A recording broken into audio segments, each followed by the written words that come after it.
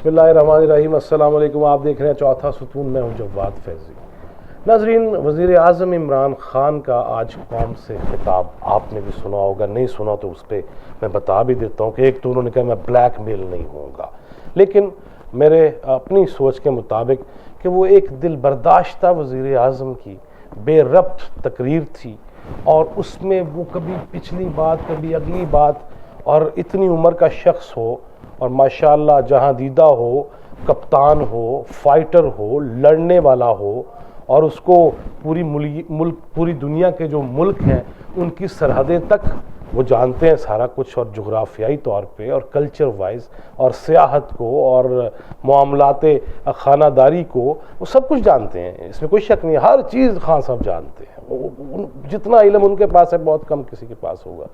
لیکن انہوں نے آج یہ کہا کہ 6 سال پہلے مجھے پتہ چلا کہ سینیٹر جو ہیں وہ بکتے ہیں اور سینیٹر خریدے جاتے ہیں اور پیسہ دے کے سینٹ کی ٹکٹ ملتی ہے اور اس پہ سیٹ ملتی ہے, ایوان بالا میں پہنچا جاتا ہے. انہیں 6 سال پہلے پتہ چلا.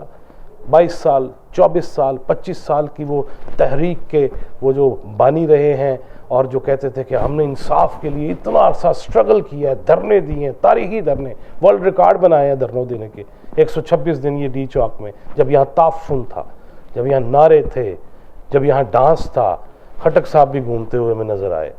وہ تو یہ کہتے تھے انہیں 6 سال پہلے پتہ چلا. میں حیران ہوا, لیکن وہ جو کہہ رہے ہیں یقیناً سچ کہہ رہے ہیں. انہیں بہت ساری چیزوں کا بعد میں پتہ چلا ہے. جب ان کے منسٹر کہتے تھے نا, یہ ہوتا ہے پرائم منسٹر چور جب پیٹرول میں اضافہ ہوتا ہے. پھر جب وہ ان کے ٹیم کے ممبر بتاتے تھے نا کہ یہ کہہ دیں کہ اگر اتار چڑھاؤ آتا ہے مہنگائی میں تو وزیر اعظم چور ہوتا ہے. اب وہ ڈھونڈ رہے ہیں وہ بندے کون سن. یہی اسد عمر تھا, یہی شفقت محمود تھے, یہی سارے لوگ تھے, یہی پرویز خٹک وغیرہ چلے شامل بعد میں ہوئے, لیکن یہ تو مجھے مشورے دیا کرتے تھے. اب کیا سر پہ پڑ گئی ہے. اور سینٹ کے الیکشن میں جس طرح خان صاحب کے ساتھ ہوا ہے, وڈا ہی ہاتھ ہو گیا ہے. اب وہ خود اعتماد چاہ رہے ہیں اپنے اوپر, بڑے جھٹکے انداز میں. آج انہوں نے کہہ تو دیا کہ جس نے مجھے ووٹ نہیں دینا نہ دے, میں اس کی تب بھی عزت کروں گا. خان صاحب, آپ کی مرضی کے خلاف کوئی بات ہو جائے تو آپ عزت کریں گے؟ نہیں, آپ کی عادت یہ نہیں ہے, آپ نو سننا پسند نہیں کرتے. اور پھر آج 2 بڑے جو ملے جناب وزیر اعظم کو, جناب چیف آف آرمی اسٹاف اور ISI کے سربراہ جنرل صاحبان جو ملے, اسٹک والے, وہ بھی پہنچے اور ملکی معاملات پہ گفتگو بھی ہوئی. لیکن خان صاحب کا اس کے بعد قوم سے خطاب, اور اس میں ان کا یہ کہہ دینا کہ میں اعتماد کا ووٹ لوں گا نہیں تو اپوزیشن میں بیٹھ جاؤں گا.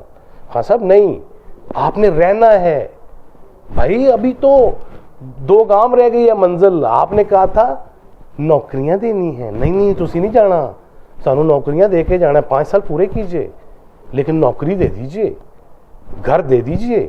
آپ نے کہا تھا میں نہیں جان چھٹنی, میں اپوزیشن میں چلا جاؤں گا. اللہ کیوں چلے جائیں گے آپ؟ آپ کو جناب یہ گھر کے حساب دینے ہیں. یہ صرف ہمیں وہ نہیں ہے کہ جا کے روٹی کھا لو تو آ جاؤ. نہیں, گھر بھی کہا تھا آپ نے. کیا کیا کچھ نہیں کہا تھا. آپ نے کہا تھا کرپشن کا لوٹا ہوا پیسہ آئے گا. کدھر گیا؟ کس کی جیب میں جا رہا ہے؟ آ رہا ہے کہ نہیں آ رہا؟ بندے تو پھر باہر پھر رہے ہیں, ضمانتیں بھی ہو رہی ہیں, لوگ تو باہر ہیں, سیاست بھی ہو رہی ہے, اور آپ کو پتہ لگ نہیں گیا کہ سیاست ہو رہی ہے اور کس کس کارنر سے ہو رہی ہے. کبھی ادھر سے باؤنسر آ رہا ہے, کبھی ادھر ہو رہا ہے, کبھی گگلی پہ ہے. عبد القادر ہی تھا نا گگلی. وہ عبد القادر جو بلوچستان سے سینیٹر ہو گیا ہے, جس کے بارے میں الزام لگا تھا, ہاں جی, اندہ کی بنیا.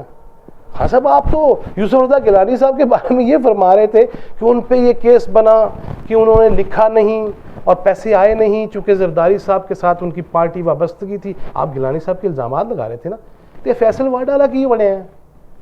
وہ بھائی, اگر کسی غلطی پہ MNA نہیں رہ سکتا تو اسی چک ایوانے بالا نہ کرو نا یار. فل ٹاس تے نہیں نا کہ چھکے ہی ماری جاؤ گے. خدا کے خوف کرے خان صاحب, آپ کو نہیں جانے دینا. ہاں, ہونا بڑا کچھ ہے تہاڈے نال, کیونکہ آپ نے وعدے کیے تھے, خواب دکھائے تھے. آپ کو یاد ہے نا اسی ڈی چوک میں خان صاحب, جب کبھی عمران خان دے جلسے چ نچنے نو جی کرتا ہے, ادھر انقلاب آ رہا تھا, مستفوی انقلاب آ رہا تھا. کتنے بچے بچیاں گھروں سے آ گئے تھے انقلاب لینے کے لیے, اور پھر وہ واپس کہاں گئے کوئی پتہ نہیں. کیا کیا ہوا. آپ کی تو اپنی شادی ہو گئی تھی, آپ بزی تھے, آپ کو کیا پتا. کہ باقیوں کے ساتھ کیا کیا ہوا، لیکن آپ نے وہ خواب دکھائے ہیں وہ کنہیں پورے کرنے نے؟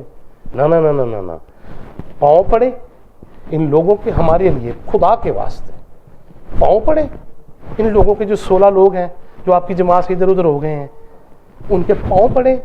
اور میں تو اپوزیشن جماعتوں سے بھی کہوں گا کہ خدا کے لیے اپنے بندے بھی ان کو دے دو، تاکہ اس سے پوچھا جا سکے، اس سے پوچھا جا سکے جو ریاست مدینہ کی بات کرتے تھے، ان سے پوچھا جا سکے جو حضرت عمر فاروق رضی اللہ تعالیٰ عنہ کا ذکر کرتے تھے.